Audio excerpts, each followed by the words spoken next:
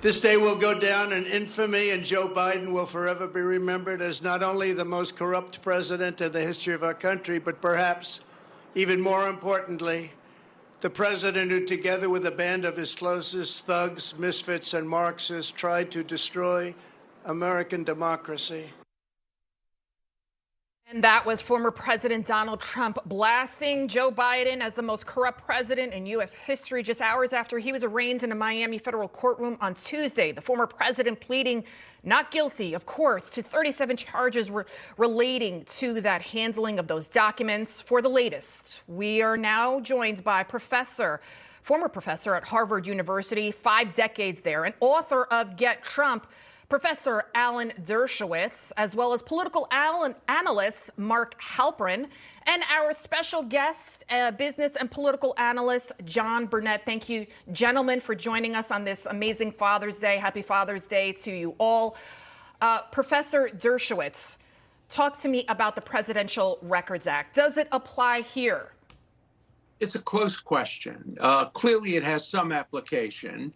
It does allow for civil disputes about who owns personal presidential material to be resolved civilly without a criminal trial. But it doesn't expressly apply to classified material, which might be in the possession of a president. Now, it can be both classified and personal. For example, if a president takes notes about something or writes a letter to his wife or a colleague about something that's classified. It can be both classified and personal. So the issue should be resolved civilly by a civil court, and a criminal charge should be an absolutely last resort, especially when the person against whom it's directed is running for president against the incumbent president of the party of the prosecutor. So on balance, this case should have been resolved civilly, and it would have been resolved civilly if President Trump had given the papers back, as his lawyers recommended that he do. So there's fault on all sides. He was targeted improperly by a special prosecutor concept. They shouldn't have appointed a special prosecutor to investigate Trump. They should have appointed a special prosecutor to look at the problem of former officials taking material home with them. Should have looked at Biden, should have looked at Pence, should have looked at Clinton, should have looked at Sandy Berger, and then made a comparative decision. But, to a hammer, everything's a nail, and to a special prosecutor, every piece of evidence only focuses on the person who's being targeted by the attorney general who appoints him to specially look into a particular person. Mark Halperin, we're seeing the polls, and most Americans, they think that this is a political persecution. We're seeing what's going on with Hunter Biden. The investigation is ongoing. You heard me talk about Hillary Clinton. What do you think? Is there a two-tier justice system? And is this ploy? Because that's what it kind of looks like. Is it kind of backfiring on the left? Because we're only seeing a resurgence of support swelling behind Trump. Well, I suppose if the left wants Donald Trump to be the nominee, then it's not backfiring on them because their actions are making that more likely. It's very hard for any American to look at the events of the last few years and say it's totally equal. And I think it's been horribly handled by the Attorney General and his deputy. I know normally they like to do their arguing in court, but this case requires transparency. The Hunter Biden case has gone on for years without resolution, and they were able to find a way to indict Donald Trump pretty quickly. Until they do much more to restore people's confidence in the fairness of the system, it's going to be a huge factor in the election.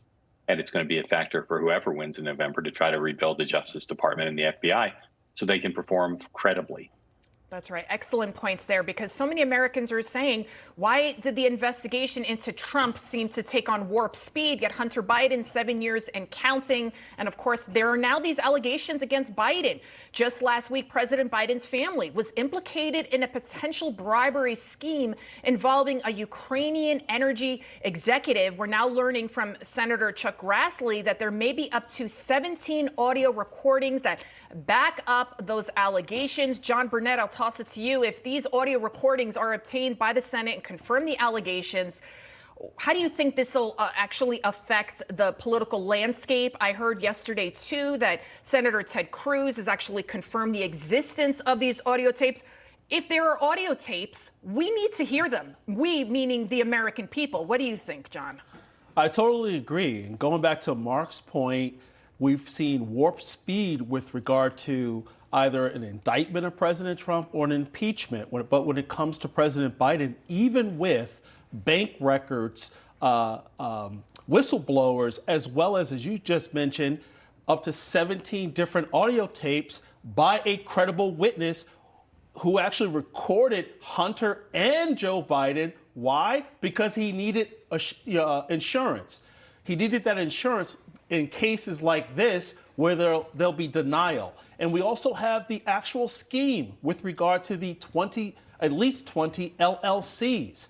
And then we have responses from President Biden saying, well, where's the money? In a very arrogant way, as if to say, you know what, if you can't find the body, then I'm not guilty of the crime. Well, we're going to dig deep. We have the audio tapes. Yes, to your point, we want to hear what the audio tapes say, but we also want to make sure that they move quickly way before the 2024 election. We're running out of time. Professor Dershowitz, in 30 seconds, do you think Trump will be found not guilty? Well, first, the case should be on television. Let every American make their own decision based on the evidence, not through the prism of the New York Times or CNN or MSNBC. It's impossible to know whether he'll be found guilty because it depends on whether the court excludes conversations with his lawyers, which may be covered by the lawyer-client privilege. It is not a slam dunk case, not the kind of case that should be brought against a man who's running against the incumbent president of the United States. Do you think this is political persecution? I think it's politically motivated, and I think that Trump fell into the trap that was politically motivated by saying the things he said on tape and by saying the things he said to his lawyer. So there's some fault on both sides. I'll ask you the same question, Mark Halperin. Political persecution? Looks like that to tens of millions of Americans. John Burnett. Well, when you're actually impeached but not removed twice, and then you have all these other cases like the Russian hoax and things like this, and you're likely to beat these cases, it looks like political persecution. All right. Thank you guys so much for joining us, Professor Dershowitz, Mark Halperin, and John Burnett.